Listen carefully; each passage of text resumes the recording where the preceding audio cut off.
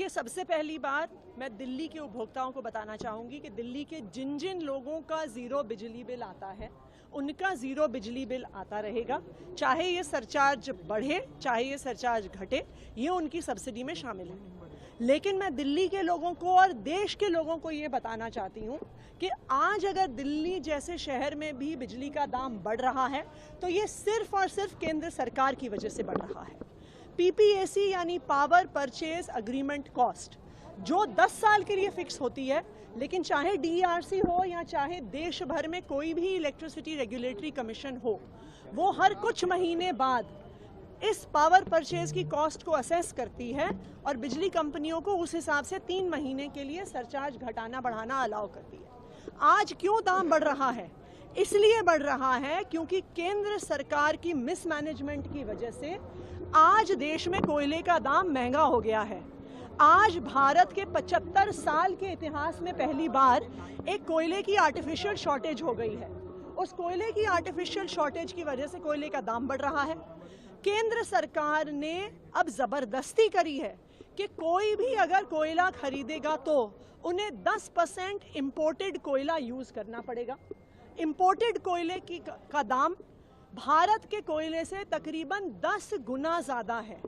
अगर आप डोमेस्टिक कोल को यूज़ करिए तो वो तकरीबन 2000 रुपये टन का आता है, लेकिन अब जो फॉरेन कोल, इंपोर्टेड कोल बिजली कंपनियों को यूज़ करना पड़ रहा है वो 25,000 रुपये टन आ रहा है। तो आज अगर बिजली के दाम बढ़ रहे हैं वो सिर्फ और सिर्फ केंद्र सरकार की वजह से बढ़ रहे हैं, उनके मिसमैनेजमेंट की वजह से बढ़ रहे हैं। और हम तो ये भी जानना चाहेंगे कि जो कोल इंपोर्टर्स हैं उनकी केंद्र सरकार की उनके साथ क्या साठगांठ है कि 10 गुना दाम पर वो जबरदस्ती कर रहे हैं कि कोयला खरीदना पड़ रहा है। जिनके बिजली के दाम, उनके ये दाम बढ़ेंगे, आप ये कह रही हैं? मतलब 200 यूनिट से ज्यादा वालों का कितना असर पड़ेगा मैम, अगर इसको थोड़ा सा बता दें। समझना चाहिए तो लोगों के बिल पे कितना असर पड़ेगा, यूनिट वाइज भी ये थोड़ा बिल वाइज भी आप। तो देखिए, जिनके 200 यूनिट तक के फ्री बिजली बिल आते हैं उन पर कोई असर नहीं पड़ेगा, लेकिन जिनके बिल बिना सब्सिडी के आते हैं उनमें पर यूनिट कोई फर्क नहीं पड़ेगा क्योंकि टैरिफ तो ऑलरेडी फिक्स्ड है। लेकिन 8% का सरचार्ज उनके बिल पे बढ़ेगा।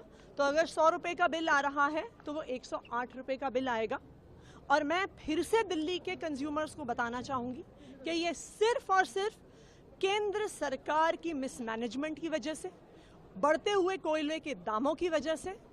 और मैं ये पूछना चाहूँगी केंद्र सरकार से कि क्या आपकी कोल इंपोर्टर्स के साथ कोई साठगांठ है जो आप 10 गुना महंगा कोयला किसी भी बिजली के जो प्रोड्यूसर्स हैं, जो भी प्लांट, जो भी कंपनी बिजली बना रही है, उनके साथ आप जबरदस्ती कर रहे हो कि उनको 10% कोयला महंगे दामों पर खरीदना होगा ही होगा। मैम, सरकार फ्री में बिजली देती है, ये 8% बढ़ने के बाद आपको कितना और एक्स्ट्रा पे करना पड़ेगा? देखिए, उसका तो कैलकुलेशन हम कर लेंगे। क्या जो महंगा होगा सरकार उसको मैनेज कर सकती है कि लोगों पे ज्यादा भार ना पड़े? देखिए, मैं तो केंद्र सरकार से पूछूंगी कि 75 साल में पहली बार कोयले का शॉर्टेज कैसे हो गया। देश में कोयले की कोई कमी नहीं है, भारत में कोयले की खदानों की कोई कमी नहीं है। उसके बावजूद अगर प्रोडक्शन में शॉर्टेज होता है तो ये आर्टिफिशियल शॉर्टेज नहीं है क्या?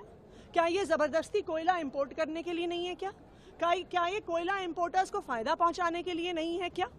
क्योंकि ये जो प्रोसेस है जिसमें हर 3 महीने बिजली के दाम के अनुसार ये सरचार्ज बढ़ भी सकता है, ये सरचार्ज घट भी सकता है। अगर बिजली का दाम कम होता है तो हर 3 महीने में ये सरचार्ज जो कैलकुलेट होता है ये एक डे टू डे प्रोसेस से कैलकुलेट होता है। तो 3 महीने के लिए सरचार्ज बढ़ भी सकता है, सरचार्ज घट भी सकता है। मैम, एक और सवाल है, जी पड़ेगा लोगों को, आप ये कह रही हैं? जी मैम, एक और सवाल ये है कि आम आदमी पार्टी जो कांग्रेस